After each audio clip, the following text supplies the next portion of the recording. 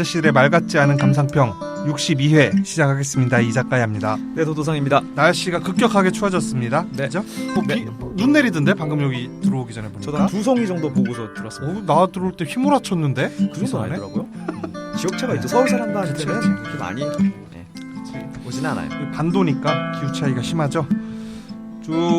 어떻게 한 주간 어떻게 잘 지냈어요? 뭐 하고 지냈나요? 2주간? 영화 말씀드릴 거는 델마? 델마 혹시 보셨어요? 델마 못 봤지. 델마하고 카우보이의 노래라고 넷플릭스 오리지널 무비 요거 괜찮아요. 요거랑 이번에 또 한번 시사회 I am a pilot이라고. I am a pilot. I am a pilot. 네. I am a pilot. I am a pilot이 I am a pilot이지 뭐. 근데 거기 왜냐면은 철자가 그대로 I am이랑 I'이라면은 출력 어퍼스트로피가 들어가잖아요. 그거 없이 I am a pilot이라고 딱 돼 있어요. 제목이. 고유명사니까. 파이롯. 네. 어떻습니까? 이거 근데 요즘 시사회 초대 자주 오는데? 네, 왜 나한테만 오는지 모르겠어요. 그래가지고. 네. 근데 사실은 이거는 펀딩 사이트를 통해 가지고 그 펀딩을 해서 제가 그 좌석당 2만 원씩 해가지고 4만 원을 내고 이 다큐멘터리가 완성되는 걸 기다리고 있다가 이제 완성이 돼서 시사회차 그때 갔던 거여가지고. 그럼 4만 원 내고 네. 표자가 2장 오는 거예요? 네. 아유, 이거 너무 비싸다. 원래는 그냥 상품 자체는 2만 원 해서 한 명 거, 그거보다 좌석이 조금 뒤로 물러선 2만 3천 원 건. 그리고 거기가 무슨 오페라 극장처럼 돼 있더라고요. 그 롯데월드 타워, 롯데 2층에 또 2층 있는 21관인데 거기에서 2층 쪽으로 올라가면 이제 2명이 붙어 있는 의자인데 6만 몇천 원 이렇게 올라가죠. 그러니까는 내 얘기는 비싸죠. 그 영화 한 편 볼 가격 정도를 펀딩하는 게 아니라 그 이상을 받아서 그러면은 그렇지. 그러면은 그 영화 열정을 가진 사람들 외에는 좀 끌어들이기가 힘들 것 같은데. 네. 근데 제가 잠깐 이 펀딩 사이트를 봤었을 때 이 양반이 엄청 검실한 청년이에요. 20대 후반에서 30대 초반 정도 보이는데 그 도전 자체에 특화돼 있고 얼굴에 미소를 잃지 않고 막 몽골 막 횡단하고 뭐 아무튼 마라톤부터 해가지고 철인 뭐 이런 거 하고 아무튼 그 되게 건실하고 미소를 잃지 않는 되게 밝은 청년이에요. 근데 이 양반이 이동진이라는 한국 청년인데 근데 미국 샌디에고 비행학교에 가가지고 그 파일럿이 되기 위한 여정을 시작하고 요거를 다큐멘터리로 다룬 거더라고요. 한 15개월 정도 미국에서 그렇게 지냈고 그리고 나머지 후반 작업까지 해가지고 34개월인가 만에 이제 개봉을 한 거예요 이게. 그리고 그러는 과정 중에 금액은 비용은 국내 그 뭐지? 조스떡볶이 알리오 피자인가? 그런 데서 또 이런 데서 후원을 받았구나. 그리고 하물며 이 샌디에고 비행학교에서도 가가지고 야 후원해라? 장학생으로 나를 이거 근데 한 1억 정도가 된대요 비용이. 근데 나를 이렇게 해가지고 학생을 공짜로 꽂아주면 다큐멘터리를 통해서 한국에 홍보가 될 수 있게 하겠다라고 해서 이래저래 조건이 맞았는데 그거를 보고 있는데 영 불편하더라고요. 왜요? 2만 원이 아까워서? 아니 그 양반이 이동진이나 이 양반이 고생을 쭉 하면서 인내랑 도전 정신 하나 가지고 뭐 이런 거 되게 훈훈하고 좋아요. 근데 같이 동고동락하고 아는 형이랑 히바라는 감독인데 같이 동고동락을 했어요. 근데 15개월 동안 옆에서 영상을 땄는데 사람이 천편일률적으로 곧고 올바르고 열심히만 하니까 그림이 기복이 안 나와요.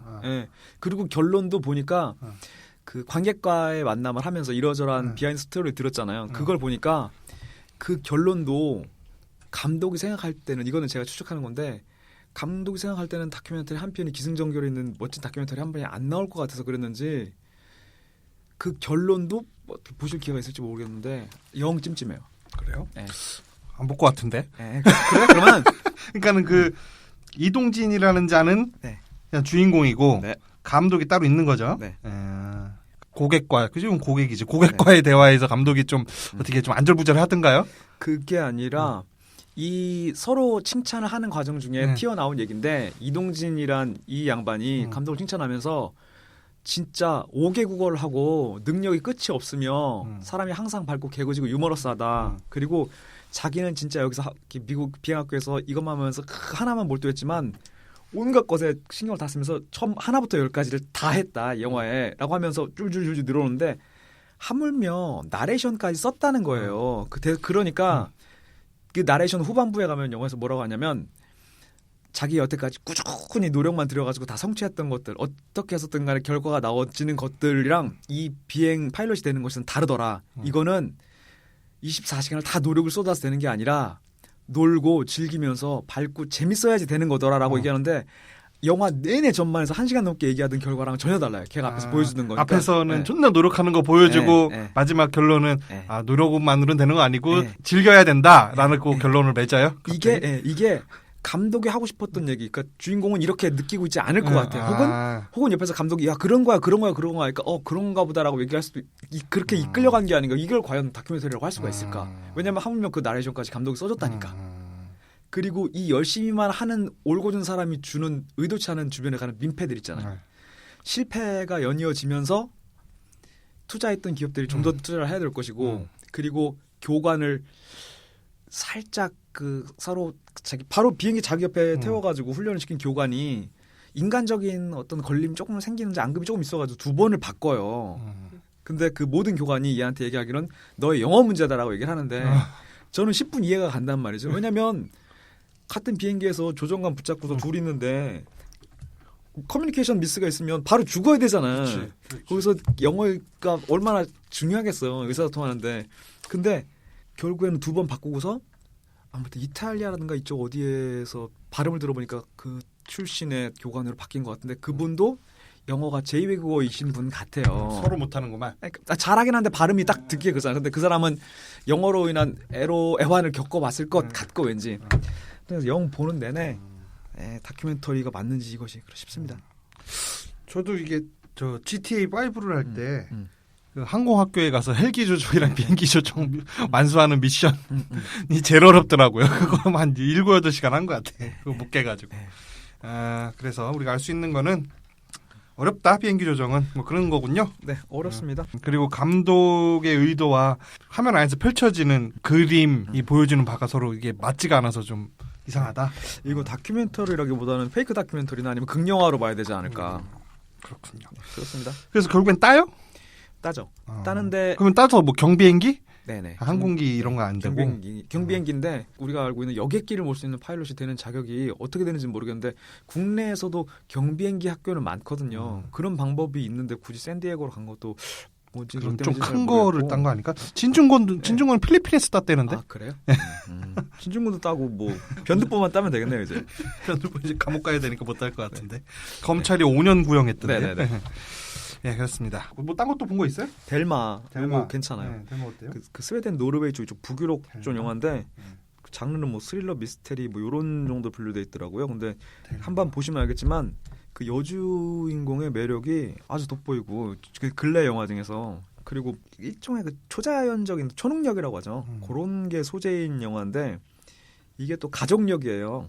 그 어떤 초능력이 있는데 초능력으로 인한 불미스러운 일이 계속 생기고 그걸 책임져야 되고 그러다 보니까 그 초능력 보유자의 부모가 그 독실한 절절한 그 신앙심으로 이걸 극복하려고 하는 과정 중에 또 딸들을 억압하고 이런 거 보면서 스산하고 그 북유럽 특유의 쨍한 날씨인데 그 추운 듯한 분위기 있잖아요. 네, 그런 거 좀 있고 그리고 또 마음에 드는 거는 대부분 이런 식으로 가다 보면은 해피엔딩이라는 게 우리가 또 막 가족주의 그 미제 가족주의에 길들여져 있잖아요. 근데 그렇게 안 되고 다른 방식으로 해피엔딩으로 가는 게 이게 조금 결말도 마음에 들고 좋습니다. 그렇습니까? 박평식 씨가 6점이나 주셨네요. 베리만과 칼 드레이어가 얼핏이라고. 누굽니까 그 두 사람? 몰라요. 캐리 노르웨이에서 온 창백한 캐리는 그 미국의 그 유명한 그 초능력 소녀. 네네. 리메이크 됐었죠 이번에 목 짧은 소녀로. 네, 제가 좋아하는 그 배우 이름 까먹었네요. 네.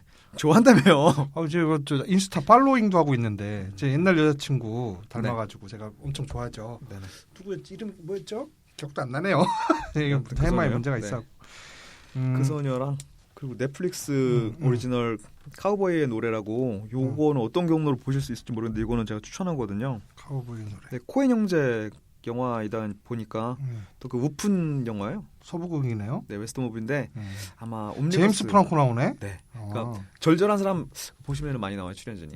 리암 니슨도 나오고. 네. 근데 다 다른 극에서 옴니버스로 한 5개인가 6개 되는데 서로 다른 스토리에서 출연하긴 하는데 그 스토리 하나하나가 다 좋을 것 같아요. 유머러스하고 허무하고 네. 그 뭐 막 우리가 떠먹이는 막 이유식 교훈 이런 거 별로잖아요. 네. 근데 영화를 끝나고 나면 어떻게 해서든 간에 자기 교훈 찾아 들을 수 있는. 그렇습니까? 유머러스하고 괜찮습니다. 필감입니다. 좀 강추다. 네. 카우보이의 노래. 이건 넷플릭스에서만 볼 수 있는 거니까. 현재까지는. 네, 여러분들 넷플릭스 가입하셔서 보시면 되겠네요. 아유, 넷플릭스 가입할 돈이 없어갖고 요즘. 요거 뭐 첫 달 무료 이런 거 안 하나요 넷플릭스? 요즘 LG 플러스에서. 하겠지. 그렇습니다.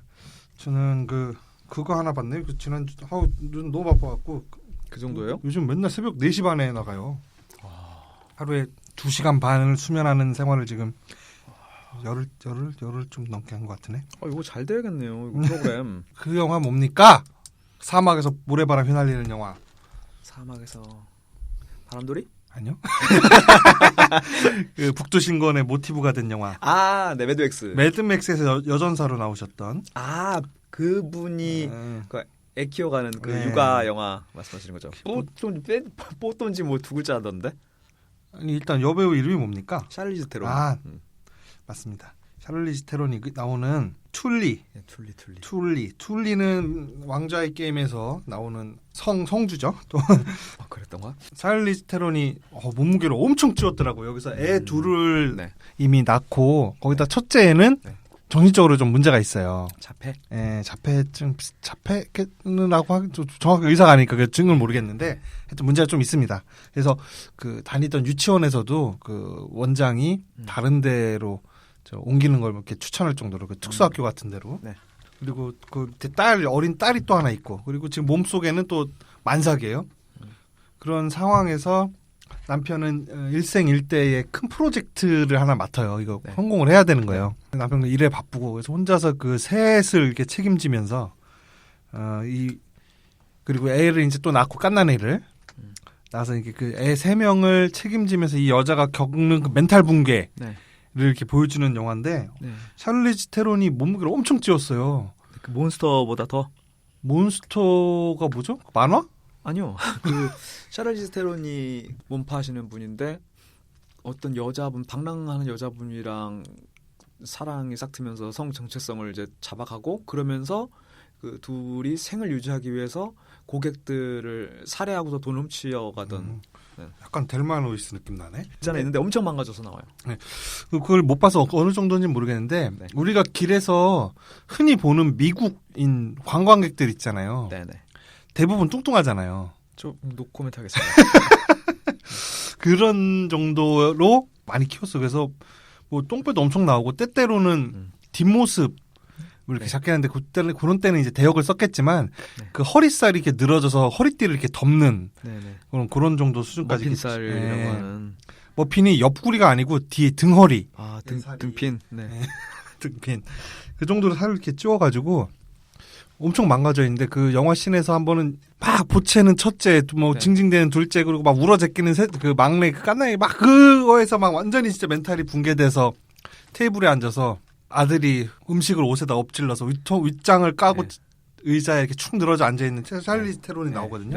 그때 몸을 보면 야 진짜 저 고단함이 그대로 묻어난다 그런 심정이 느껴질 정도로 굉장히 망가져서 나와요.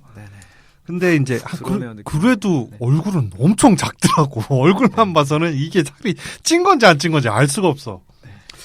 어느 날 자기가 이렇게 망가져서는 안 되겠다는 생각이 들어서 또 운동을 잠깐 하기로 결심을 하고 막 조깅을 한단 말이에요. 그때 옆을 바람같이 추월해서 지나가는 동양인 날씬한 체구의 여자가 지나가요. 그러니까 그 여자한테 앉으려고 막 따라가는데 그 여자랑 이렇게 동시에 서 있으니까 야 진짜 엄청 많이 쪘구나 라는 게 이렇게 비교돼서 느껴지더라고요.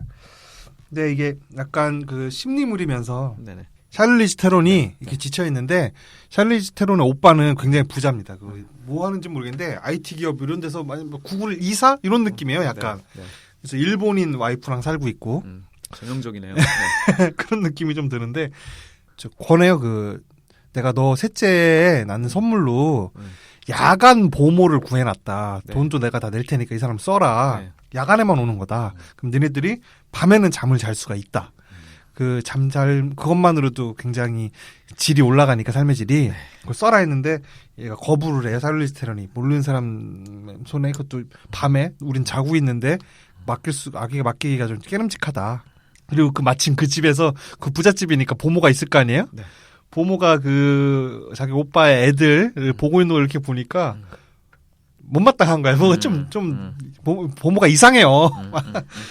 너무 애들에게 현실을 알려줘.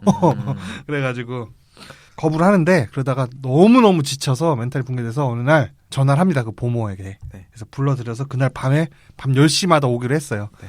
보모가 와서 애를 보살펴 주면서 이 샤를리즈 테론이 정신적으로 회복해가는 네. 그런 과정을 그렸거든요.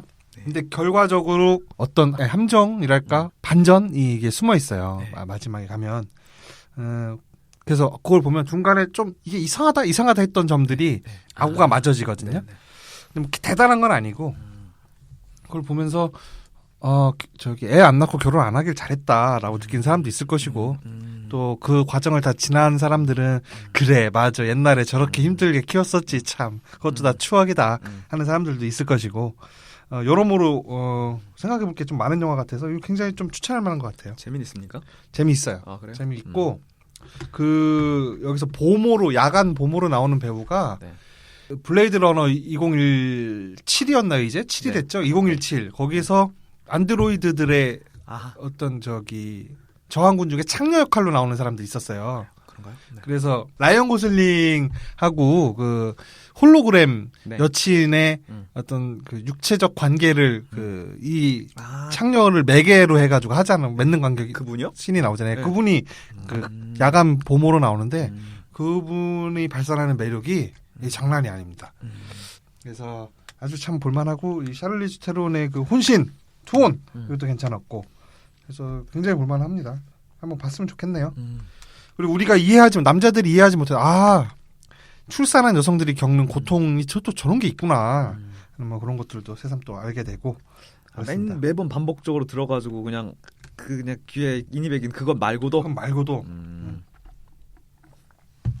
그건 말고도 있어요. 그리고 코미디거든요. 코미디가 좀 이렇게 섞여 있는데 벌써 피곤해요. 그거 듣고 나니까. 네, 재미도 있고 네. 박평식 씨가 안 남겼네. 그래. 그렇습니다. 벌써 영혼이 고단해진 느낌입니다. 그 영화는. 고단합니다.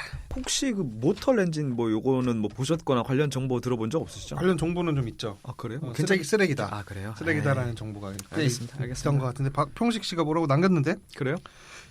저는 이게 자꾸 모탈 컴배트 느낌이 나. 이 모탈 엔진에서 그냥 영화 미술이랑 이런 거 보고 제목에서 그냥 제목 때문에 옛날에 제가 모탈 컴배트라는 게임을 오락실에서 되게 좋아해서 알죠. 예. 야, 이건 진짜 그래픽이 너무너무 리얼하다. 예. 그래서 진짜 활동 사진 같다 이렇게 느껴서 그 영화가 나왔을 때 굉장히 큰 기대를 하고 봤었는데 그리고 또 그 주연 배우가 누굽니까? 그 하이랜드의 그 배우 하이랜드로 유명했던 하이랜더 머시기 거시기 그분이 또 이렇게 크리스토퍼 램버트 또 주연 그래서 기대 엄청 가지고 봤다가 내상 심하게 입었어요. 네, 그때 그 어린 당시에 원래 그 모탈 컴뱃 게임부터 살짝 그런 류죠. 그 CG가 실사 촬영해가지고 거기다가 마지막 저기 그러기 상태에 빠졌을 때 한 방에 최후 보내는 그 페이탈리티라는 기술이 있었잖아요. 막 척추까지 뽑아 제끼고 하는. 아니면 머리통 터지고. 네, 머리통 터지고 막 눈알 빠지고. 요즘에 나온 최신 시리즈의 페이탈리티 보면 아주 가관입니다. 어떻게 돼요? 그러니까 막 몸에다가 물을 꽉 채워가지고 막 펌프 구멍 펑펑 뚫려가지고 막 터지거나. 아무튼 가관이에요. 막 땅에다가 칼을 탁 박아놓고서 막 이렇게 저렇게 때리다 보면은 나중에 쓰러지면서 그 박혀 있는 칼에 머리부터 훅 찔린다거나. 그때 6편이 튀는 것은 기본이고. 아무튼 그런 영화. 모탈 아직 안 나왔네. 전문가 평점이. 내가 다른 거랑 헷갈렸나 보다. 그렇구만요. 요즘 너무 사전 정보가 없어요. 궁금해가지고. 휴고 위빙 나오네요. 지혜 씨도 나오는데요? 네. 지혜 씨 누군가요? 우리가 아는 그 지혜인가요? 그건 아닌데 비슷하게 생겼다. 그러네. 원래 인디 음악 하시고 하시다가 연기까지 하신다 뭐 이렇게 들은 것 같아요. 그러네. 약간 그 홍진경 씨도 약간 보이고 그러시구나. 그렇군요. 한번 봐야겠네. 어떻게 아무튼 정보 입수되는 분들 한 번만 공유해 주세요. 됐습니다. 그래서 오늘의 영화로 들어갈까요? 네, 그러시죠. 오늘의 영화는 간장 선생입니다. 기본 정보 주십시오. 간장 선생. 여기서 간장은 소이소스 아닙니다. 네, 나는 그렇게 알았어. 리버죠. 저도 그렇게 알고. 그리고 간장 선생이라는 식당도 있어요. 아, 그래요? 네, 그것과 무관. 아무튼 그리고 영어 제목은 보니까 닥터 아카기. 네, 닥터 아카기고 영화는 1990 주인공 이름 그렇습니다. 한 거죠? 네, 그 1998년 일본 영화고 15세 관람가입니다. 개봉일은 국내에서는 2001년 6월 16일이네요. 상영 시간은 칼 같은 120분. 감독은 이마무라 쇼헤이. 2006년 5월 30일에 80세의 나이로 별세하셨다고 하네요. 이 양반 오즈 야시지로 요의 조감독 출신이라고 하는데 주요 작품은 칸 영화제에서 황금 종려상을 수상한 그 운하기 요거 아실 거예요. 네. 그리고 나라야마 부시코 요거 아실 겁니다. 나라야마 부시코. 나라야마 부시코. 네네. 나라야마 부시코. 요거 두 편 있습니다. 다른 영화들도 많은데 제가 보고는 잘 모르겠더라고요. 저도 잘 모르겠더라고요. 네네. 그 정도가 있습니다. 그리고 딱히 배우는 그 아카게 역 맡으신 에모토 아키라 이 양반 여기저기 영화 무지하게 많이 나오는데 이분이 그래서 여기 간장 선생에서 이렇게 고군부터 하시다가 의사 은퇴하고 딸내미가 나이 많은 50대 아저씨랑 사귄다고 해가지고 잔뜩 기대하고 있습니다 지금. 네. 네, 분노하시는 네, 분이죠. 네네네네. 그 양반이셨구만요. 네. 근데 그 분노가 내가 어디에서 기인하는지 알 것 같아요. 릴리 프랭키 네네. 때문에 그 양반이 릴리 프랭키에 대한 혐오가 네. 여기서 여주인공으로 나오는 간호사로 나오는 네. 소노코 역에 네. 그 아서쿠미코 있잖아요. 네. 아서쿠미코 이분이 어떻게 됩니까? 모테키에서 한번 당합니다. 릴리 프랭키한테 딱 맞게 해가지고 서로 그냥 숙박하시고 다음날 아침밥 거절하시는 분이셨잖아요. 네. 그렇습니다. 아버지와 이토씨. 네네. 이또상입니다. 아버지와 이토씨에서 그 딸이 나이 먹은 남자랑 사귄다고 하니까 화를 냈던 그분은 다른 분이군요. 아 그래요? 너무 똑같이 생겼는데. 당위성이 확 까무러지잖아요. 네, 빨리 저 넘어가시죠. 네, 그렇습니다. 배우도 언급하고 넘어갈 배우 저희가 알만한 배우 이 정도밖에 없어요. 이 아소쿠미코의 거의 데뷔작 같이 네네. 네, 데뷔작 같은 영화인데 네. 이 영화에서 그 아소쿠미코가 일본 영화계에서 굉장히 주목을 받았대요. 그 어린 나이 20살의 나이에 굉장히 그 역을 잘 소화해냈다 이렇게 평가를 받았는데 네. 어때서요? 아소쿠미코 연기 괜찮았어요? 노출도 엄청 과감해요. 근데 그 노출 중에서 저 사진 촬영하는 노출은 대역 같던데. 사진 촬영하는 노출이 어떤 거죠? 그 일본인 장교 접대를 하잖아요. 네네. 그래서 접대하는 방에 들어갔더니 일본인 그 장교가 옷을 벗기고 사진을 찍고 막 계란 까서 넣고 막 그러잖아요. 진짜로요? 본부에. 그 장면이 몰라요? 진짜로요? 안 나왔잖아요 여기서. 나 오늘 봤는데? 나 오늘 봤는데 없었어 그 장면이. 그 장면을 왜 없어? 뭐 어디서 봤어요? 근데 내가 본 영화에서도 그 장면에서 자막이 없더라. 그럼 난 그게 편집본인가? 진짜로요? 이 아소쿠미코가 이거 그러면 우리 설명 듣고 보신 분들도 여러 버전으로 볼 수 있겠네요. 네, 그거 왜냐면 제가 그러니까 모든 플랫폼을 검색했는데 없어. 없더라고요. 그래서 얼마 전에 그 우리 양 사장님 검거되신 그 플랫폼 있잖아요. 다운받는 거. 양진호네 가게에서.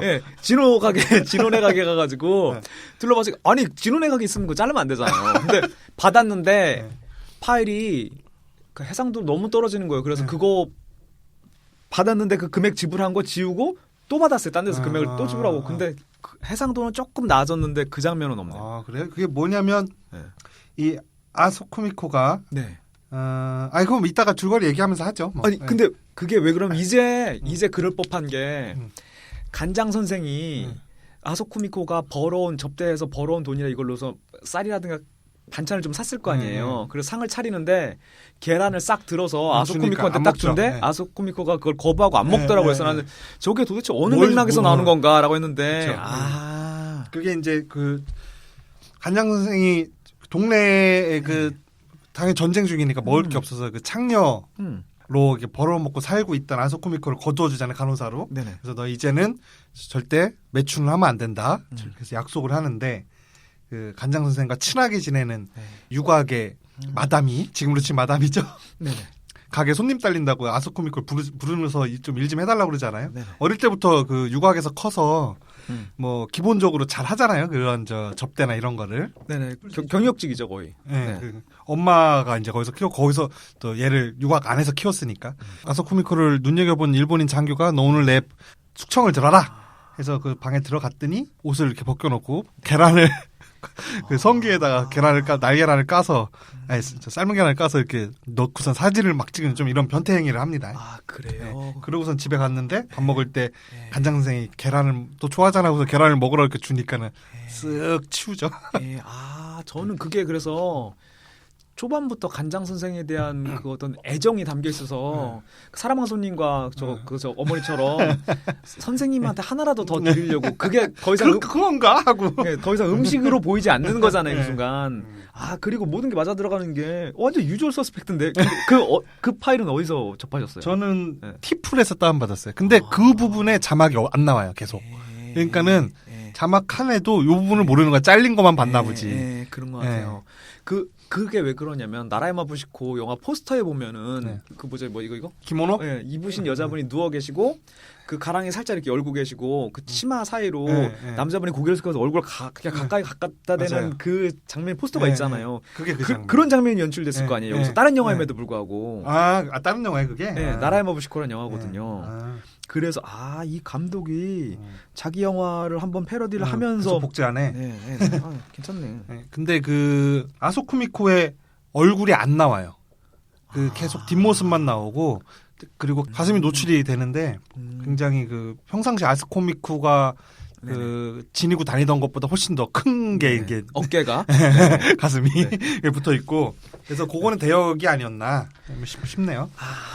그러면 제가 보고 나온 그 영화에 대해서 확신이 안 서네요.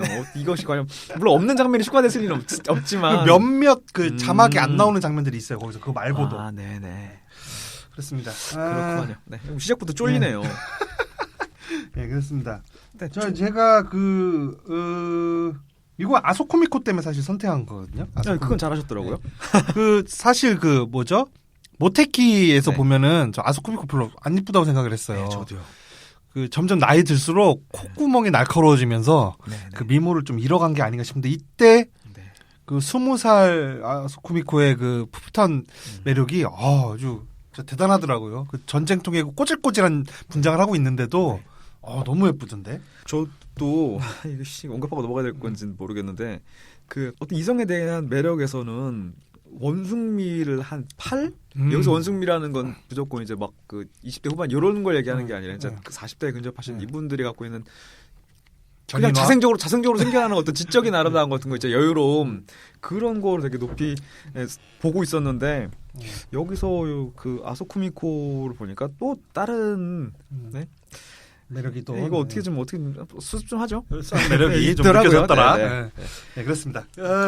총평은 저는 이 영화를 여태까지 제가 본 줄 알고 있었어요. 진짜로. 그러게 했다고 하니까 내 좀 알지 그랬는데 그 영화 줄거리는 여기저기서 하도 많이 들었으니까 다 들어서 알고는 있는데 디테일 나오는 장면들이 내가 까먹었나 싶어서 초반에 내가 까먹었나 했는데 아닌 거더라고요. 제가 처음 봤더라고요. 이 영화를. 그래가지고 일단 영화 자체 내용 자체도 재미있고 유머러스하고 감독이 어떤 그 영화 되게 능구렁이 같이 심각하고 불편한 장면들은 슥 초반에 보였다 뒤에서 빼고 어떻게 살아났는지 없어지고 이러면서 영화 진짜 재밌고 즐겁게 봤어요. 그리고 역시 만병의 근원은 해독 기능에 저하다 간이다 그런 거랑 문제죠. 네, 역시 열심히 달리면 매력은 어필하는구나. 문턱지수는 요거 지금 보시려면 그렇게 문턱지수 높은 영화는 아니라고 생각해요. 간장 선생이라는 단어 자체 고유명사 자체는 모두 지금 다 들어서 그래요? 알고 그렇게 유명해요? 간장 선생? 그런 것 같아요. 파르다 간장 선생 농담이고요. 그래서 문턱지수는 저는 높지 않다. 50보고요. 그리고 아말지수는 이거 괜찮은 영화라고 생각합니다. 80 갑니다. 저는 먼저 그 문턱지수를 보자면 이 포스터를 봐서는 이거 절대 보고 싶은 영화가 아닙니다. 이거 간장 선생 이 포스터만 봐서는 그냥 그 일본의 그 푸른 그 해변 마을 초원위를 막 이렇게 뛰어가는 양복 입은 아저씨가 이제 포스터예요. 백정장이라고 하죠. 근데 이게 그리고 영화도 2001년도 영화니까 1년도에 개봉하고 일본에서 90몇 년도에 개봉한 것 같아요. 98년도에 우리나라 2001년도에 개봉했다고 하네요. 근데 이게 그렇게 봐서는 저기 있고 또 제목도 간장 선생 간장을 만드는 사람이야 그래서 어떻게 선뜻 손이 가진 않을 것 같아요. 그리고 영화 시간도 길어 120분이래. 저는 한 1시간 20분 정도 되는 줄 알았어요. 처음에 영화를 시작할 때 플레이를 했었을 때. 그 버전은 1시간 20분짜리일 거야. 그럴 수도 있죠. 아니 근데 잘린 것만큼 그럼 아무것도 안 남은 거잖아 영화가. 그런데 그 문턱을 넘어서 문턱은 한 80 된다고 봅니다. 근데 문턱을 넘어서 영화를 본다면 여러분들은 별로 재미없을 겁니다. 왜냐하면 영화의 그 때깔을 일단 90년대 후반, 그러니까 2000년도 영화라고 보더라도 너무 좀 촌스럽게 찍었어요. 좀 옛날 영화처럼 찍었어요. 그 사용되는 BGM이라든지 이런 것들이 옛날 뭐 60년대 뭐 공포 영화처럼 막 이런 음악들이 막 이렇게 도처에서 나오고 일단 특수효과 CG 같은 장면도 그렇고 그리고 그 막 총 쏘는 장면에서 그 총 소리 같은 게 이거 일제시대 때 영화에 일제시대는 무성 영화였겠다. 그 뭐 5, 60년대 영화에 나오는 총소리처럼 그 약간 날카로운 총소리 있습니다. 그러니까 딱총이라고 하죠. 그런 소리가 나고 막 그게 2000년대 영화라고 보더라도 지금 한 15년, 20년 됐다고 하더라도 좀 심하다 싶을 정도거든요. 그래서 그거에 거부감이 있으신 분은 지금 재밌게 받아들이기 힘들 것 같고 하지만 그 영화가 담고 있는 내용이 되게 괜찮거든요. 그 유쾌하게. 네. 제가 만약에 누구한테 화를 낼 일이 있다면 이 영화 간장 선생이 취하고 있는 스탠스 정도로 남들한테 이렇게 화를 내면은 굉장히 괜찮을 것 같아요. 제 생각에는. 그래서 이게 일본의 그 어떤 군국주의나 그 전쟁에 대한 반감을 드러내는 영화잖아요. 일종의 그렇죠. 네. 그런데 그거를 이렇게 대놓고 전쟁은 나빠 뭐 이러는 게 아니라 왜 넌 사람을 죽이냐 막 이러는 게 아니라 아주 그 막 이렇게 약간 쭈구리가 저쪽 구석에 쭈그려가지고 이렇게 중얼중얼 아유 왜 전적으로 그래 뭐 이런 것처럼 굉장히 좀 뭐랄까 좀 재밌으면서도 이렇게 좀 부드럽게 얘기를 한 것 같아요. 그래서 영화가 담고 있는 내용 자체로 보면 굉장히 좋기 때문에 여러분들은 영화를 보시면 아말 지수는 50 갑니다. 저 이마무라 쇼헤이 이 감독이 했던 얘기가 뭐 영화는 관객은 영화를 보고 즐거워야 된다고 믿는다. 영화를 보면 관객이 쉴 수 있어야 되고 영화를 따라하기가 피곤해서는 안 된다라는 이런 철학을 갖고 있대요. 그래서 영화에서 보면 어떤 전쟁이 주는 슬픔이라든가 처참함 그리고 어떤 일본이 갖고 있는 군국주의 그리고 가진 자들 그러니까 권력을 가진 사람들의 폭력 그리고 뭐 포로에 대한 인권이라든가 없는데 헐벗고 배고픈 사람 항상 피해자는 헐벗고 배고픈 사람 이런 이미지가 두드러지진 않아요. 맞아요. 냄새만 풍기고 지나가요. 다 싹 다. 맞아요. 그래서 굉장히 잔혹한 장면이라거나 처참한 장면은 보이지가 않죠. 네네. 이 안에서 그 좌충우돌하고 있는 그 인민들 또 생활고에 시달리고 그 어려운 환경에 있지만은 그리고 또 다들 무지해요. 어디 상처나면 된장이나 바를 그런 사람들이야. 그런 사람들 이렇게 모습을 이렇게 그려 보여주면서 그때 당시 일본 사회의 무지함이랄까 군국주의에 휩쓸려 있는 일본 사회의 상태를 이렇게 보여준다 뭐 이런 생각이 좀 들거든요. 근데 그거를 아주 좀 재미있게 귀엽게 그렸어요. 그리고 여기서 여자 주인공이라고 볼 수 있는 아소쿠미코. 아소쿠미코의 싱그러운 그 예쁜 거 있잖아요. 아름다움 요런 거를 카메라가 묘사하고 있는 게 그러니까 에마 부인 같은 에로티카가 이건 아닌데 그때의 카메라 연출법이라는 거 촬영법 비슷하게 그렇게 담겨져 있어요. 네, 그러니까 그 촌스럽다니까. 근데 그게 나는 그게 풋풋하고 그리고 그게 풋풋해. 네, 그러니까 과거를 정확하게 더 디테일하게 묘사하려면 촬영 기술이라든가 소품이라든가 이게 정말 디테일해지거나 아니면 과거에 만들면 돼. 그렇죠. 네, 저는 그래서 이게 그래도 꽤나 과거에 만들어서 그런 촌스러움 자체가. 그래도 98년이면 그때 당시에 생각합니다. 98년에 뭐 나왔냐면 매트릭스 나오고 그랬어요.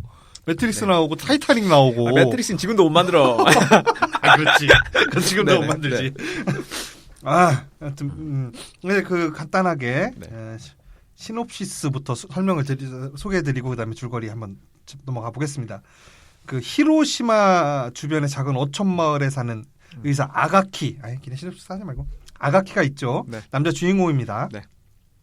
의사예요. 의사인데 온 동네방네를 맨날 뛰어다니잖아요. 네. 그러면서 나레이션으로 개업의란 다리가 생명이다 하면서 뛰고 또 뛰고 또 뛰고 환자가 있는 곳이라면 어디든지 뛰어가고 왼쪽 다리가 부러지면 오른쪽 다리로 뛰고 양쪽 다리가 다 부러지면 손으로 뛰는 것이다 하면서 어떤 기동성을 환자가 있는 곳이라면 어디든지 달려가는 그 기동성을 굉장히 강조하는 장면이 나옵니다. 그러면서 계속 마을을 막 골목골목을 막 왕진가방 들고 뛰어다니는 모습이 나와요. 그러면서 온 동네 사람들을 이렇게 치료를 하고 다니는데 병 있는 곳이라면 어디든지 가고.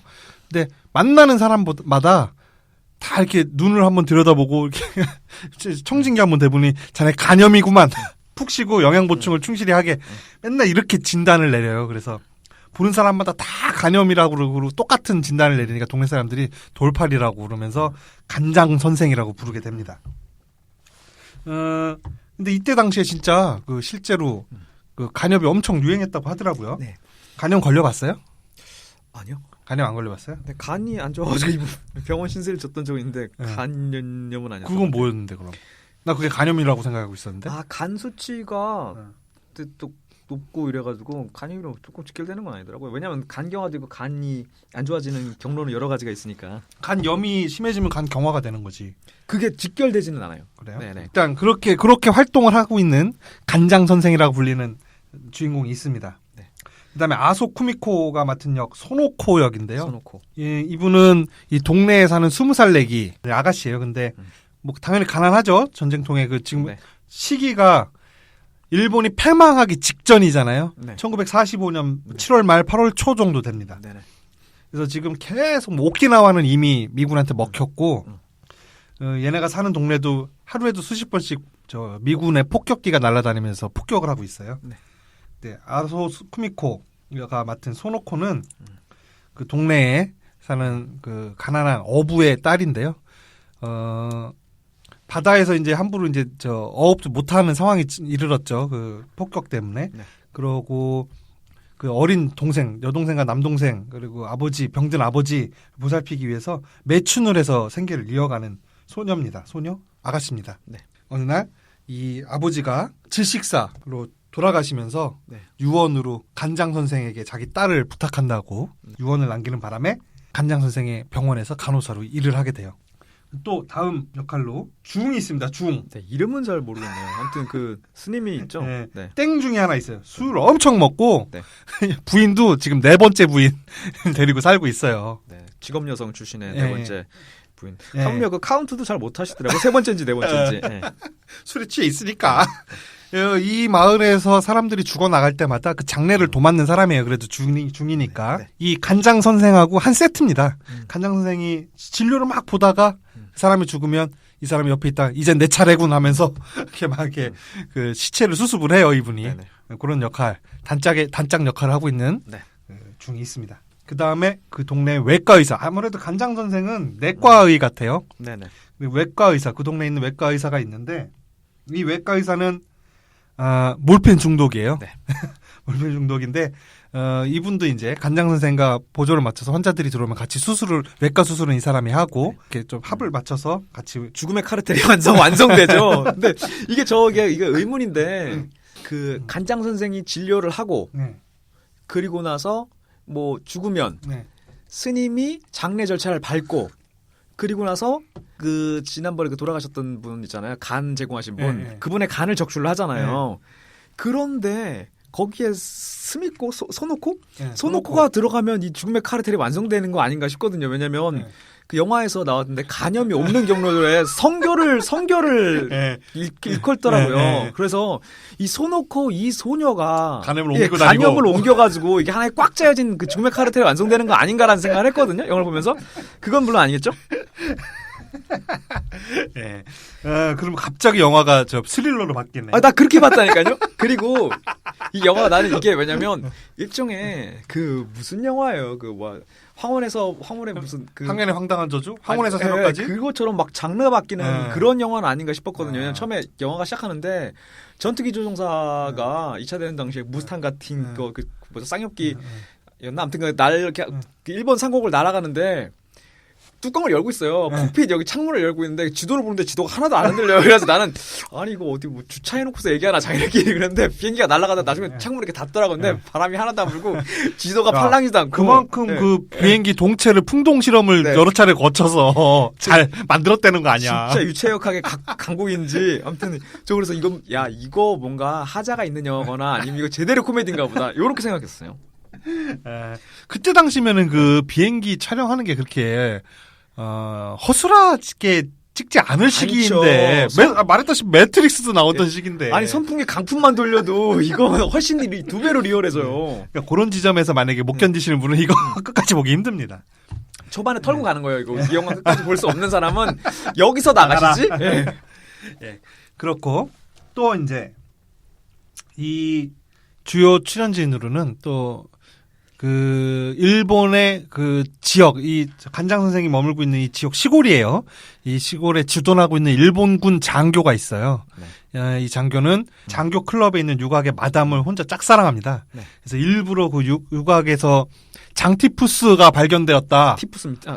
티푸스가 장에 붙어 있으면 장티푸스죠. 장티푸스랑 아니 전혀 다른데 아무튼 티푸스. 네. 그게 광에 있으면 장티푸스고 뇌로 가면 뇌티푸스 아닙니까? 그 등티푸스. 동티모로 나오고 지금 꼬추로 가면 꼬티푸스. 네. 장티푸스는 이 살모넬라균 때문에 생기는 거고 원래 이름이 장티푸스가 아닌데 그리고 티푸스는 발진성, 찌찌가무시병 같은 이런 거예요. 찌찌가무시. 그럼 쥐 때문에 생기나요? 쥐, 이 뭐 이런 것들. 그래서 일부러 그 장교 클럽 육악에 그러니까 우리를 치면 요정 같은 데죠. 그 티푸스가 발생했다고 군의관들이 이거 발견했다. 니네 영업정지다. 영업정지를 매겨요. 그리고선 그 육악의 마담한테 마담이 하는 거에 달렸어. 뭐 이러면서 한번 자자고 꼬시는 거죠. 그리고 그런 이 일본군 장교가 하나 있습니다. 그리고 또 그 정도에다가 포로 있죠. 포로 있고 그 네덜란드인 포로가 있습니다. 그 동네 수용소에 수감되어 있었는데 그러다가 스파이의 누명을 써요. 네가 수용소에서 계속 정보를 연합군 쪽에다 알리는 거 아니냐. 그래서 그 고문당하고 두들겨 맞으니까 수용소를 탈출합니다. 근데 웃긴 게 그 전에 탈출 안 했을까? 탈출해서 적당히 때리다 그만 때리겠지 싶었나 보죠.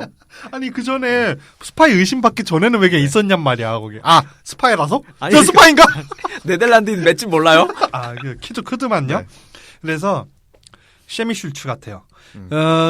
큰 부상을 입고 밭에 누워 있는 거를 소노코가 발견해서 병원으로 데리고 와서 입원을 합니다. 거의 문해합격으로 나오죠. 여기서는 소노코가. 소노코요? 그렇죠. 이제 배운 것도 없고 그 전쟁 시기다 보니까 그런 역할로 나오는 거죠. 대부분 그렇지 않겠어요? 또 그때 당시. 그런 네덜란드 포로가 있어요. 이 간장 선생이 이 간염을 정복하고자 하는 열망이 굉장히 강합니다.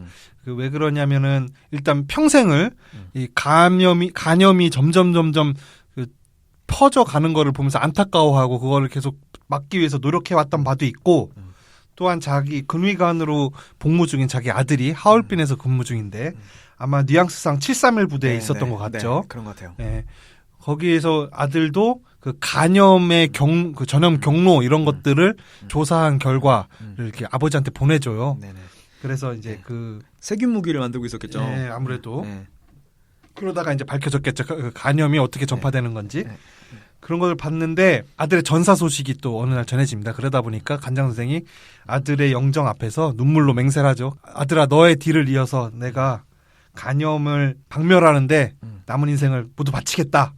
근데 사실은 아들은 간염을 박멸하려고 했던 것이 아니라 생체 실험을 하고 있던 거였는데 그렇습니다. 그런 뉘앙스가 나옵니다. 영화에. 여기서 영화에서 그렇게 애매모호하게 그러니까 끝까지 탁 까놓지 않고 혹은 그럴 것 같은 뉘앙스를 좀 강하게 줘가지고 그런가 하면 요렇게 안 하고 넘어가는 것들이 엄청 많아요. 네, 맞아요. 보면은 아들 문제도 그렇고 아들이 그 731 부두에 그 광동군 있으면서 생체 무기를 연구했는지 안 했는지 그 애매한 것도 그렇고 그리고 그 네덜란드 포로의 생사 그것도 그렇게 넘어가고 머리를 목검으로 엄청 세게 맞았는데 생사 그것도 어물쩡 그냥 안 보여주고 넘어가고 그리고 소노코의 그 동생들 2명도 어물쩡 영화에서 그냥 사라져 버려요.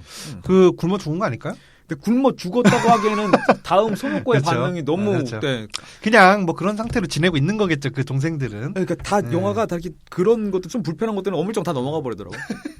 그리고 이제 또 하나 그 동네 면석이가 있습니다. 면석이 손오코 정도 나이의 젊은 청년이에요. 네, 근데 공무원이죠. 손오코 공무원인데 동네 그 면에서 저 회계 담당을 하고 있습니다. 그래서 돈을 잡고 횡령을 해가지고 그 돈으로 손오코의 몸을 사서 네. 매춘을 하죠. 네네. 한 대여섯 번 잤나 봐요. 네. 그러다 나중에 그게 면장이나 높은 상사한테 발각이 돼서 약점을 잡히게 됩니다. 근데 그것도 그래서 약점 잡아서 그 상사가 어떻게 하는지는 안 나오죠. 예. 예. 도대체 무슨 관계도 아닌데. 아니, 뭐 감독품 봐야 돼? 3시간짜리? 그런 청년이 하나가 또 있고 네.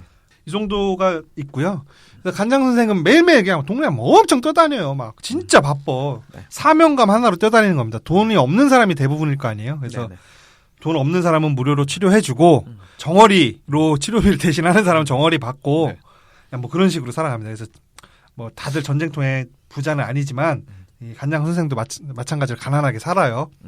그런데 이제 이 사람이 도쿄 동창회를 한번 가잖아요. 동경대 동창회를. 네. 네. 갔더니 거기에 있는 다른 대도시의 의사들은 굉장히 멀쩡하죠. 네. 아마 잘 살고 있는 것 같아요. 거기서 간장 선생이 인사말을 하는데 자기가 그동안 시골에서 관찰해온 간염이 굉장히 퍼지고 있다. 이거는 마땅히 티푸스나 또 말라리아와 동등한 취급을 받아 법정 전염병으로 관리해야 된다. 그리고 자기가 그동안 1,500명 이상의 환자를 진료해 왔는데 이 자료를 여러 석학 여러분들께서 같이 검토해서 공유해 주기를 바란다. 연설을 하잖아요. 네네. 그때 그 자리에 있던 다른 의사들이 다 나와서 한마디씩 하면서 간장 선생에게 경의를 표합니다. 그 노고에 대해서 그 시골에서. 그때 간장 선생이 눈물을 흘리잖아요. 네. 그 장면이 네. 왜 이렇게 웃긴지 모르겠네. 저도 감정이입이 잘 안 돼요. 그러니까 코믹하고 좀 이상하게 좀 예, 연극스럽게 찍혀 있어요. 네, 그 다음번에 와가지고 마이크 잡는 분들 하는 얘기가 앞에 발언했던 간장 선생에 대한 존경을 표현하는 헌사 일색이고 마치 댓글 달듯이 댓글 달고 나도 미투 이런 것처럼 그 일색이고 그리고 늦게 들어온 간장 선생이 자기 연구 결과를 공유할 수 있는 시간이 전혀 없었는데도 불구하고 모두를 그거를 인정해요. 그거는 간염 때문이다. 지금 간염이 창궐하고 있다. 나도 공감하는 바이다. 하면서. 그러니까 영화상에서 관객은 간장 선생이 그 간염이라고 진단하는 게 맞나 보다라는 생각을 하게 되거든요. 그 장면을 보고서 모든 석학들이 그냥 맹목적으로 다 이제 공감하니까 그런 장면이 있고 거기서 사람들이 막 박수치고 막 이런 다음에 간장 선생 테이블 와가지고 만년필 하나씩 놓고 가야 될 것 같아요. 아이 치매는 아니잖아 이 사람. 아니 치매가 아니라 알츠하이머에. 저기 병은 아니잖아 정신병은. 그래도 하나 놓고 가야 될 것 같더라고요 분위기가. 그 하버드인가요? 네, 하버드죠. 뷰티풀 마인드인가요? 뷰티풀 마인드 네, 맞아요? 뷰티풀 마인드에서 나온 장면인데 거기는 그 어떤 석좌 교수라든지 일정한 성취를 잃은 교수에게 다른 교수들이 존경의 표시를 나타내는 의미로 그 사람 식사를 하고 있거나 이런 때 그 테이블 위에다 자신의 만년필을 두고 간다 뭐 이런 전통이 있는데 그 장면을 뷰티풀 마인드에서 굉장히 감동적으로 연출을 했죠. 네. 그 장면에서 얼마나 울었는지 몰라 진짜. 네. 너무 멋있었습니다. 그때부터 만년필 모으기 시작했다는 분들 꽤 있습니다. 네, 그래요. 거기서 간장 선생이 동네에서는 시골에서는 맨날 그 돌팔이 의사라고 조롱받잖아요. 그 동네 사람들이 뭐라고 그러냐면 웬 할머니가 처음에 정어리 2마리를 갖고 와가지고서는 간장 선생한테 부탁을 하죠. 네네. 자기 아들이 또 동네 창녀 손오코한테 빠졌는데 정신을 못 차리는데 손오코랑 결혼한다 그러고 선생님이 좀 한마디 좀 따끔하게 해주세요. 선생님이 말하면 우리 아들이 들을 겁니다 하면서 정어리를 갖고 오잖아요 할머니가. 그러니까는 간장 선생이 창녀가 뭐 어때서 그러니까요. 뭐 일 잘하고 착하고 얼굴도 예쁘고 그런데 뭐가 어때요? 막 그러니까는 이 돌팔이 새끼 막 이러잖아요. 그게 나는 번역이 잘못된 줄 알았어요. 이게 그 아주머니가 그렇게 격하게 화내는 것 같지 않아요. 나는 틱장인 줄 알았어. 이거 안 되나? 이게 웃긴 게 뭐냐면 그 사람의 메시지를 받아들일 수 없으면 메신저를 더럽힌다고. 네네. 그 사람이 창녀면 어때요인 거랑 이 사람이 돌팔이인 거랑 관계가 없잖아요. 네. 창녀라고 했다고 의사 선생님이라고 했다가 이 돌팔이 새끼라고 의료적 무능 환자라고 네. 이렇게 욕을 하는 게 너무 웃겼어.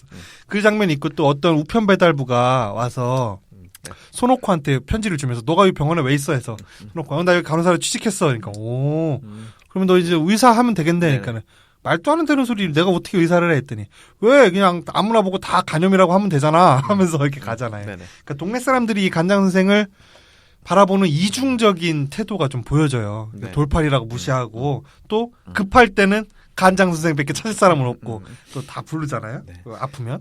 그리고 그러니까 교육의 혜택을 조금 받은 사람으로 갈수록 존경을 더 표하잖아요. 선생님 오셨다고 해가지고 군대 부대 쪽에 가거나 아니면 뭐 의료 학회 쪽에 가거나 뭐 우체국이라든가 이런 데 가면은 배운 사람일수록 존경을 확실히 표해요. 허리를 숙이고. 그런데 이제 동네 사람들은 수근수근 거리는 거죠. 간장 선생이라고. 하지만 근데 아프면 어쩌겠습니까? 불러야지. 불러야죠. 네. 우리가 한번 경찰 새끼들 다 경찰이라고 해도 집에 도둑 들면 누구 불러요? 경찰 부르지? 그러던 와중에 요 학회에 와서 자신이 그동안 연구했던 결과를 발표했더니 이 수많은 석학들이 다 존경의 표시를 하니까 너무 감동을 받은 거예요. 보상을 받았다고 느꼈겠죠. 자기 그동안의 고생 인정을 받았다. 자기 연구가. 그러면서 눈물을 콱 흘리면서 그 다음부터 점점 이 간염 퇴치에 대한 어떤 열망 같은 게 좀 더해져 갑니다. 그러다가 아들의 전사 소식도 전해 듣고 그러면서 간염 정복에 대한 신념이 점점 확고해져 가는데 애국이라고 생각을 하죠. 사명이라고 생각을 하고. 그러다가 마침 그 간장 선생의 그 어떤 그 예전에 은혜를 입었던 아버지의 임종을 끝까지 지켜줬던 간장 선생의 은혜를 입었던 청년이 전선으로 나가게 돼서 간장 선생한테 마지막 인사를 하러 오잖아요. 그러면서 그 가지고 있던 현미경을 간장 선생한테 기증을 하고 가요. 그래서 이게 있으면 간염을 일으키는 균을 관찰할 수 있어서 간염을 정복할 수 있을 것이다. 간장 선생이 아주 희망에 부풀어 올라서 더욱더 간염을 정복해야겠다라는 의지가 굳어집니다. 그 와중에 저 손오코랑 간장 선생이랑 또 이렇게 잘 합을 맞춰서 그 병원을 운영해 나가죠. 네, 그러면서 이제 공습이 오면은 지하로 숨었다가 다시 공습이 그치면 올라와서 진찰하고 이런 생활을 하다가 어느 날 또 공습이 와서 지하로 내려가는데 손오코가 갑자기 지하에 숨어서 간장 선생에게 감자를 까 먹이면서 간장 선생 그 와중에서도 책을 막 보고 있죠. 간염을 어떻게 고치나 막 이런 의학 서적을 보는데 손오코가 간장 선생님은 나 이제 알았어. 참 좋은 사람이야. 간장 선생님 남들은 다 돌팔이라고 부르고 모두에게 간염이라고 한다고 바보라고 하지만 간장 선생님은 아니야. 인민의 건강을 위해서 밤낮으로 현미경만 바라보고 밤낮으로 뛰어다니고 오로지 간염 퇴치를 위해서 열심히 애쓰시는 분이야. 하면서 나는 그럼 간장 선생님 좋으니까 간장 선생님하고 할래 하면서 그렇습니다. 하자고 그러잖아요. 그러니까 자기가 유일하게 갖고 있는 걸 주려고 하죠. 그런데 거기에서 손오코의 연기 톤이 좀 이상해요. 그냥 웅변조로 얘기해요. 웅변조로. 그러지 않습니까? 저는 전반적으로 그래서 저는 그게 그쪽에 사투인 줄 알았어요. 아 그래요? 아니 그 장면에서만 특히 더 웅변조란 말이에요. 그 전에 손오코가 처음 등장하는 장면 같은 경우에는 어떤 헛간에서 그 면석이랑 매춘을 하다가 공습이 와가지고 공습이 오는데 이러고 있어도 돼? 하면서 그런 장면에서는 그렇게 웅변조로 얘기 안 해요. 그런 톤으로 연기하는 게 영화에 몇 번 있어요. 고래 잡으러 빠져들 때 고래씨 배 위에서 그런 때랑 그럴 때 그렇고 그렇게 한 두세 군데 몇 군데 있는 거 더 있는 거 그래서 저는 이게 거기서 또 선언적이라고 느껴지잖아요. 그래서 간장 선생에게 내 모든 걸 바치겠다. 라는 선언적으로 느껴지고 그 앞에서 있었던 동경대학교 동창회에서의 간장 선생의 웅변 그런 거 나는 간염의 일생을 마치겠다 선언. 그래서 약간 그 두 사람의 어떤 선언적 장면이 아닌가 뭐 그게 좀 느껴지더라고요. 그래서 톤이 너무 이상해서 아무리 공습이라서 지하실에 숨어 있다고 하지만 왜 저렇게 웅변조로 얘기를 할까? 뭐 시끄러우니까 목소리를 높여서 얘기한 건지 아니면 정말로 의도가 있어서 웅변조로 한 건지 그건 잘 모르겠는데 어떤 저 아가씨의 이 손오코의 그 선언이 아니었나. 그 이후로 이 손오코는 그 끝까지 그 선언을 지키죠. 그러니까 선언이 맞습니다. 그러다가 어떻게 되죠? 그러다 공수 끝나나요? 그러다가 방금 보고 왔는데. 네, 그러다가 네. 공습이 끝나서 네. 어느 날 급한 응급 환자 네네. 그 전갈이 옵니다. 우리 아버님 지금 다 죽게 생겼다고. 그래서 급하게 그걸 뛰어가죠. 그랬더니 거의 이제 다 죽어가는 노인이 간염으로 인해서 다 죽어가는 노인이 있는 거예요. 그래서 간장 선생님이 가서 이제 몇 시간을 넘기기 힘들겠다 가족들에게 얘기하고 준비하셔라. 그런 다음에 이 사람에게 마지막 인사를 서로 하잖아요. 가족들 다 내보내고. 그동안 자기를 이렇게 진료해주고 돌봐줘서 고맙다. 간장 선생 덕이 매우 컸다.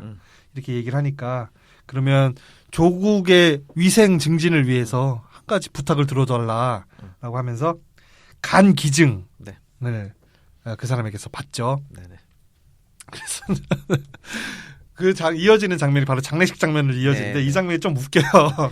거기가 그 웬만하면 그 폭소 소스들이 다 모여 있어요. 그거 다시 이렇게 채굴 해내시고 뭐 이렇게 하시는 과정 중이. 그러니까는 그 자식들한테 그 사람이 이제 유언을 했겠죠. 네네. 뭐라고 했냐면 배를 차게 해달라. 네네. 그리고 바로 매장해달라. 네. 3일장 4일장 이런 거 하지 말고 네. 바로 매장해달라. 그렇게 유언을 남겨요. 그래서 자식들이 이상하다. 왜 이렇게 바로 매장해달라고 하시지? 뭐 하면서 의아해하면서도 바로 매장을 하죠. 네네. 그날 밤에 바로 이 외과 의사 간장 선생 그다음에 그 중이 달려가서 네. 무덤을 파헤칩니다. 아니 근데 그 전에 거기서 진짜 제가 웃기는 포인트는 아들이 아버지의 마지막 유언을 되뇌이면서 상당히 그 의아해하면서 아니 근데 왜 또 배는 차게 하라고 하신 거니까 그때 간장 선생님이 그 주 열로 인해서 더웠기 때문에 그런 거 아니겠는가라고 하면서 던지는 질문이 웃겨요. 자네 집 매장하나? 그게 웃겨요. 자네 집 매장하나 애들이 화면을 받게 되면 무덤을 파헤치고 있어요. 예전에 일본 그 관은 우리나라처럼 그 직사각형이 아니라 원통형이잖아요. 좌식이죠. 맞아요, 좌식. 그 좌식으로 해서 이렇게 앉아서 그 원통에 넣어서 다라이 같은 데죠. 나무로 만든 다라이. 이거 와인 오크통. 다라이는 뭐야, 다라이. 오크통은 옆으로 놓잖아. 그러니까 옆으로 놓는 걸 오해할 수가 있어, 사람들이. 그래, 오크통을 세워 놓는 거죠. 그래서 모양은 다라이 모양이에요. 오크통은 가운데가 불룩하지만 이거 다라이 뚜껑이 없잖아요. 그 뚜껑 있는 다라이. 거기에 이제 사람을 넣는데 그걸 해서 막 파헤치더니 중이 그 뚜껑을 딱 넣는데 뻥 소리가 나. 패밀리 주스 뚜껑 따듯이. 그래서 그 안에서 그 시체를 꺼내가지고. 방부 처리 기술이 우수한가 보네요, 일본도. 그날 바로 한 거잖아요. 따뜻 뻥하면 정도면. 방수. 그래서 가가지고 이제 해부를 합니다. 그래서 간을 꺼내요. 외과 의사가 해부를 하죠. 요절복통이에요. 그거 이렇게 대충 흙으로 덮어놓고 시체를 만약에 꺼내갔으면 흙으로 대고 덮어놓고서 철수하면 되잖아요. 시체를 다시 채울 필요가 없으니까 거기 중은 왜 남아 있는 거예요? 그 아니 하고 봉합한 다음에 다시 시체는 갖다 넣으려고 했겠지. 하긴 그게 도리죠. 그렇죠.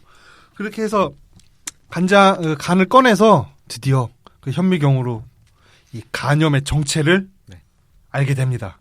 간장 선생님이 보더니 너가 바로 간염을 일으키는 원인이었구나 하고 이렇게 의미심장한 말을 해요. 영화 자체에서 그리고 거기에 큰 비중을 싣지도 않아요. 그러니까 간장 선생이 뭔가 의학적인 성취를 이룬 장면이잖아요. 일종의 영화에서는 그거서 걔들 거기 현명 들여다보면서 아름답다. 이게 바이러스냐, 이게 균이냐, 뭐냐고 하는데 그거 고래 CG 보여준 것처럼 한번 보여줄 만도 한데 그런 거 보여주지도 않고 그냥 쓱 넘어가 버려요. 그렇게 해서 이제 드디어 간염 해결의 실마리를 찾게 됩니다. 그로부터 며칠 후에 순찰을 돌던 일본 군들이 그 병원에서 이상한 낌새가 있는 걸 눈치채고 병원을 급습해요. 그 병원을 급습했더니 거기에 마침 그 포로가 있었던 거 아니에요. 치료받고 회복 중에 있었습니다. 그래서 그 포로를 압송하고 그 간장 선생 및 거기에 있던 외과 의사 중 소노코까지 모두 체포를 당하게 돼요. 그래서 고문을 받고 고초를 겪게 됩니다. 그러던 와중에 이제 그 일본군 하급 장교 하나는 병원에 설치되어 있는 만원경과 그 만원경의 강한 빛을 뿜기 위해서 설치해 놓은 그 일종의 그 영사기 있잖아요. 영사기 뭐 이런 장비들을 보고 이거는 분명히 스파이가 미국으로 그 전보를 치기 위한 무전 기기일 것입니다 하고선 보고를 하죠, 윗사람한테. 침소 봉대하는 거잖아요. 네, 그렇습니다. 뭐 5G도 아니고 그거 영석이 후레쉬 그거 조도 높은 후레쉬를 가지고서 스파이로 의심을 하지만 그 위에 있는 상관이 야 이거 그냥 현미경이잖아. 정신 좀 차려라. 그래서 그리고 자꾸 이를 이렇게 키우면 결국에는 그 포로를 놓친 그 스파이, 저 사람이 진짜 스파이면은 그 스파이를 놓친 우리가 더 잘린다. 빨리 대충 덮어놓고 저 사람들 크게 저 훈계해주고 저 풀어줘. 그리고 현미경을 압수한다.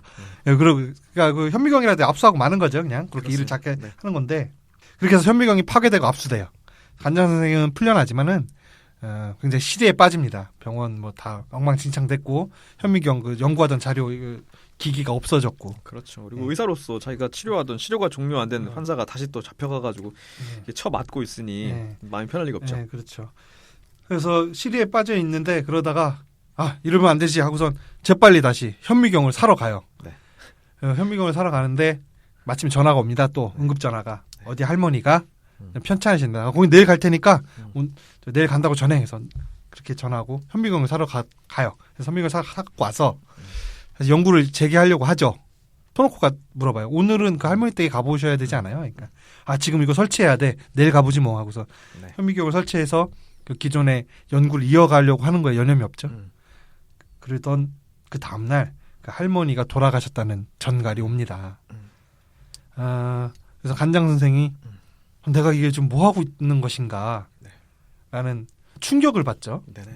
그 장면이 사실 영화 속에서 담고 있는 메시지가 한 번에 다 쏟아지는 장면이죠. 사실 이 간장 선생은 꿈과 악운을 가리지 않고 다친 사람을 치료해주는 평화주의자인데다가 그리고 일단은 뭐 자기가 평소에 주창했던 발로 뛰는 환자가 발생하면 무조건 생각 없이 일단 왕진부터 나가는 이런 사람이었는데 자기의 연구가 인정받은 듯한 그 학회에서 그 박수 세례와 그뿐만 아니라 자기가 국가에 봉헌하고 있다는 이런 느낌. 그리고 죽은 아들의 연구를 또 이어간다. 네네.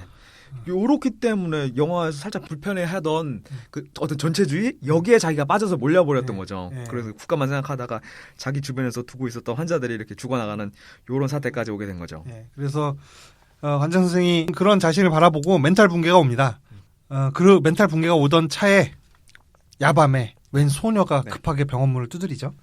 저 멀리 섬에서 아버지가 위독해서 바다를 배 밑에 매달려서 공습하는 폭격기 때문에 배 밑에 매달려서 바다를 건너와서 의사 선생님을 모시러 온 거예요. 그 소녀를 보고 그래 내 시골 의사로서의 본분을 잊고 있었다. 나는 발로 뛰면서 인민의 삶 속으로 들어가서 하나하나 지금 급한 질병에 시달리고 있는 인민의 위생 보건을 책임져야 할 의사가 이런 어떤 좀 학구적 탐구 이런 데에만 빠져서 있을 시간이 없고 또 시리에 빠져 있을 시간이 없구나 라면서 현미경을 바깥으로 집어 던지고 예전처럼 발로 뛰는 시골 의사로 돌아간다. 는 내용이 되겠습니다. 네네. 그게 이제 여기서 간염이라는 게 사실 그래서 맨날 그 사람들 만날 때마다 간을 이렇게 막 만져보잖아요. 배 위로. 네네. 그러면서 간이 지금 굉장히 부어 있네. 그래서 간이 지금 경화가 진행되고 있네. 간염이구만. 그러잖아요. 그게 좀 뭐냐면 우리 일본에도 그런 말이 있는지 모르겠는데 좀 간땡이 부었다고 그러잖아요. 저 새끼 간땡이 부었네. 뭐 이렇게 얘기하잖아요. 이게 군국주의나 전체주의에 빠져서 감당도 되지 않는 전쟁을 일으키고 감도 안 되는 것들이 그런 그 당시에 일본의 그 시대상을 간염으로 표현한 게 아니냐. 그러면서 그 간염을 그 사람들의 그 군국주의나 전체주의에 빠진 사람들을 계몽하고자 고군분투하는 지식인 그러면서 어느 순간 자기도 모르게 전체주의로 이렇게 스며들었다가 그걸 자각을 하고 다시 제자리로 돌아오는 그런 지식인의 모습 이런 거를 이렇게 좀 꽁트처럼 이렇게 좀 보여주는 영화가 아닌가 싶어요. 그러면은 그 관람하는 모든 관객들이 대부분 관객들이 오해가 없으면 마을 사람들은 간염이 맞는 거죠? 간에 문제가 있는 간염이 맞는 거죠. 실제로 그 간염인 거는 저는 뭐 맞다고 생각을 하는데 저도 맞다고 생각을 해요. 그 연출 자체가 복수가 차오르고 황달이 있고 다 하잖아요. 간이 시달리는 사람들이. 그래서 저도 이건 맞다고 생각하는데 여기서 또 명확하게 또 영화에서는 짚고 안 넘어가서 혹시나 제가 모르는 신이라든가 이런 게 있나. 그 마지막에 그 섬에 가서 아버지를 치료하고 돌아오는 배에서 고래를 잡잖아요. 네네. 소노코가 시도하죠. 고래를 잡으려고 뛰어들었다가 옷이 홀라당 벗겨지잖아요. 고래 작살 꽂고 그 작살에 끌려들어서 바닷속으로 쭉 빨려 들어가다가 몸빼가 벗겨지고 그다음 바지가 그냥 홀라당 벗겨지잖아요. 그래서 이제 바지 벗은 채로 배 위로 조각 배 위로 다시 올라와서 간장 선생 무릎 위에 눕죠. 그것도 깜도 안 되는데 고래 잡아 보겠다고 갔다가 망신당한다. 홀라당 바뀌어지고 참. 그 상징 아닙니까? 네. 네. 그리고 그 돌아오는 길에 나가사키에 떨어지는 원폭을 보잖아요. 네네. 그래서 바다 위에서 저 멀리가 번쩍하더니 네. 버섯구름이 팍 피어오르지 않습니까? 네. 그러면서 버섯구름이 사람 상반신 모양을 하고 그게 이제 부은 간 모양으로 이렇게 변해요. 네. 그게 바로 폭탄 한 방으로 이 간띵이 부은 일본이 죽어서 하늘로 올라가는 모습 아니겠어요?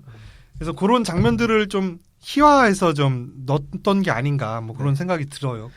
그리고 그 깜도 안 되는 그런 캐릭터를 또 하나 제대로 보여준 게 그 일본군 장교 있잖아요. 네. 그 사령관, 그 네. 지역 사령관 같은 애. 네. 계속 그 마담 꼬시려고 하다가 드디어 음.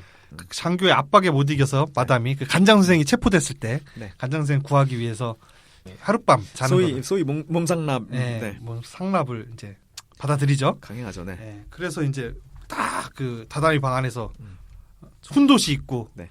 그 장교가 이렇게 기다리고 있는데 그 마담이 기모노 입고서 이렇게 들어오잖아요. 네. 드디어 내가 하면서 내가 너를 하면서 이렇게 막 끌어안지 않습니까? 그 장면에서 네. 뭘 해보기도 전에 네네. 찍사죠. 맞죠? 그거 맞죠? 제가 그렇게 제대로 이해한 거 맞죠? 찍사죠. 그게 그 조른 거죠? 깜도 안 되는 일본의 군국주의를 조롱한 거예요. 그게 네. 그 장면이 제가 보기에는. 거기서 그렇게 해가지고 사정을 했잖아요. 네. 사정을 해가지고 관계가 이제 안 됐잖아요. 네. 그러면은 만약에 둘이 간장 선생이라든가 이 일행들을 석방하는 그거를 전제로 했던 계약이 암묵적인 계약이라면 네. 어떻게 해서든 간에 성행위를 한 번 해야 되는 거잖아요. 그게 이루어지지 않은 거잖아요. 근데 여기서 끊었다라는 거는 이거는 아직까지 금전으로 왔다 갔다 하는 계약 관계밖에 안 되는 거거든요. 둘이 1회가 된 거잖아요. 지불하는. 저는 뭐 아무튼 간에 그래서 아직까지 안 했으니까 그럼 안 풀어줬을 거다? 아니면 그 이후에 했을 거다? 아니, 풀어주긴 풀어줬는데 네. 다음에 한번 킵. 그러니까 그래서 저는 그래서 이 영화가 그 뒤쪽을 명쾌하게 이렇게 까놓지 않고 되게 흐지부지해서 대충 덮어놓고 넘어가는 그런 것 중에 또 하나의 사례라고 보거든요. 그 장면이. 저는 그냥 그런 좀 코믹한 꽁트 같은 장면이었다고 저는 생각해요. 그 일본 군국주의에 깜도 안 되고 제대로 겉으로만 목소리 높이고 근엄한 척하고 막상 한번 하려고 시원하게 하려고 보니까는 해보지도 못하고 싸버리는 이런 쪼다 같은 놈들이다. 일본의 군국주의가 그런 거를 그 군인으로 상징화시켜서 이렇게 보여줬다고 생각합니다. 그리고 또 그 군국주의에 휘말려서 그 미쳐가는 정신 못 차리는 일반인들, 네. 예를 들면 면석이 같은 사람 있죠. 그 횡령한 게 들통이 나니까 입대하려고 했다가 입대도 거부당하고 네. 자살하려고 손오코한테 찾아가서 같이 자살하자고 그러죠. 그 총살 당할 게 뻔하니까 야 우리 같이 죽자. 혼자 죽을 용기도 없는 거예요. 손오코는 미쳤어? 너 같은 놈하고 같이 죽게 하고선 거부하잖아요. 네. 그러니까 이도저도 안 되니까 출가하겠다고 머리 깎고 와서 그 땡중네 집에 가서 네. 절에 가가지고 있죠. 그래서 너 그러면 너 그 횡령한 돈은 다 어떻게 싸니까 신문지를 자른 걸 이렇게 갖고 와가지고 부처님이 3만 엔이나 내려주셨어요 하면서 신문지를 막 내밀잖아요. 그래서 저는 그래서 그게 무슨 채권 같은 건 줄 알았어요. 근데 그게 아니라 보니까 그냥 신문지 같더라고요. 그러니까 네, 신문지. 이게 그래서 저희가 헷갈리는 게 메시지가 뭔가 상황을 연출하는 방식이 일관적이지 않은 거예요. 그래서 그걸 보면은 그 사람의 망상 같거든. 그래가지고 난 그러면은 과연 간장 선생도 사람들이 그 편칭으로 일종의 그 비꼬는 표현으로 쓰는 간장 선생. 그러면 사람들이 진짜 간염으로 고생하는 게 맞는가? 이 사람이 오진하는 게 아닌가? 이 사람의 망상이 아닌가? 왜냐하면 끝에 그 버섯구름이 간의 모양으로 피어날 일 없잖아요. 그건 그 사람한테 그렇게 보이는 거잖아. 그래서 이것이 사람들이 과연 그 간염이 또 맞는가? 이것도 의심스럽고. 그 간장 선생까지 미쳤다. 그러니까 저는 간장 그래서 그런 건지 어떤 건지를 영화에서 일관적으로 안 보여줘가지고 그래서 한번 여쭤보면 간염이 맞는 거냐 아니냐. 그렇습니다. 그래서 뭐 그렇게 보면 다 미쳤다. 그래서 전쟁은 모두를 미치게 한다. 그렇게 해서 반전 영화고요. 또 하나 전쟁 군국주의를 이런 식으로 희화해서 비판하는 걸로 해석을 해도 반전 영화가 됩니다. 그러니까 어떻게든 이렇게 봐도 저렇게 봐도 반전 영화고 네. 요즘 같이 그 남북 긴장의 강도가 점차 고조되고 있잖아요. 고조되고 있는 거예요? 연내 답방을 한다고 그러다 안 한다고 그러다 사실 잘 되고 있는 거죠. 하지만 우리가 명심해야 된다. 전쟁이라는 것은 이렇게 모두를 미치게 하거나 아니면 모두를 되게 우습게 만드는 아주 참혹한 것이기 때문에 우리가 전쟁에 무조건 반대해야 된다. 이런 것들을 한번 보고 느낄 수 있는 영화가 아니었나 싶습니다. 또상이 그 영화가 듬성듬성 끊긴 영화를 보고 와서 그러니까 저 이빨 빠진 영화를 봐가지고 만약에 아구가 안 맞는. 그래서 만약에 내가 지금 내가 생각하는 게 그거를 명쾌하게 해줄 논리의 그 아구가 어디 영화상에서 내가 못 본 장면으로 존재할까봐 그래서 좀 조심스럽긴 하네요. 네, 그렇습니다. 그래서 한번 이렇게 보시면 분명히 생각할 거리는 여러 가지가 있고요. 그런데 여러분들이 생각하는 뭐 이렇게 굉장히 오락성을 기대하고 보시면은 조금 어렵고 이게 장르를 보면 코미디라고 돼 있지만 네. 사실 코미디라고 분류하기에는 조금 무리가 있어요. 그 웃음 네. 지수나 이런 게 있다면은 네, 그런 걸 따져보기에는 웃기보다 우스운 장면들이 좀 있습니다. 비행기에서 창문 열고 가는데 뭐 지도 안 날리고 뭐 이런 거 있습니다. 네. 그리고 그렇게 해서 저 간장 선생님 요걸로 마치고요. 저기 다음 주에 다다음 주에 그 저 도토상이 한번 제대로 된 영화를 다시 한번 보고 와서 네네네 알겠습니다. 소감을 한번 다시 해서 보충하는 걸로 이렇게 하고요. 다음 요거 준비해온 게 많아서 빨리 끊어야 되겠네. 네, 한 줄평 가시죠 그럼. 네, 가시죠. 한 줄평 주세요. 한 줄평. 좋아하는 사람에겐 공짜다. 간도 쓸게도.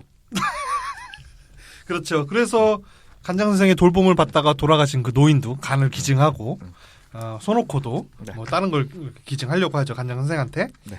네, 그렇습니다. 저의 한 줄평은 간이 부으면 위험합니다. 입니다. 우리 간 관리 잘해야 되잖아요. 네, 푸아그라 식 결말이네요. 네. 그건 푸아그라는 간이 부어야 하는 거잖아. 그렇죠, 그렇죠, 그렇죠. 우리는 간이 부으면 안 되니까. 어제도 난 비인도적이니까. 간이래 와인을 한 병을 다 먹고 자가지고 간이 아픈 것 같아. 그렇습니다. 그래서 이번 주는 이걸로 마치고요. 다음 주 또 다시 찾아오겠습니다. 여기까지 이 작가였습니다. 네, 도토상이었습니다. 너무 급하게 가는 것 같아요. 왜냐면 지금 이거 존내 많어. 가시죠. 어떻게?